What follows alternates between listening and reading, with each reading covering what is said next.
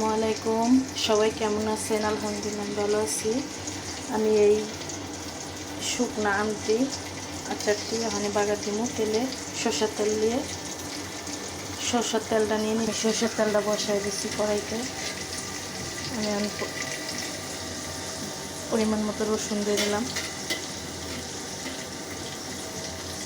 আমি এটা একদম চিনি দেব না।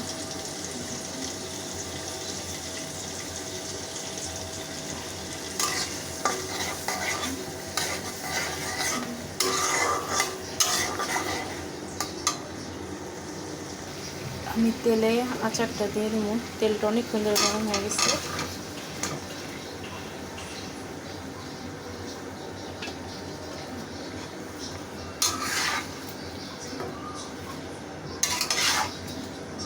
আমি 5 ফোড়ন পরে দেব।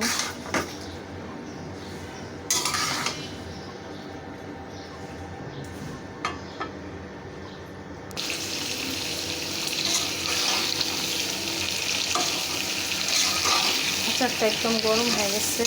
আমি চুলার জালটা নিয়ে দেবো। কালকে আমি 5 ফোড়ন, চিনি সবটা দেবো।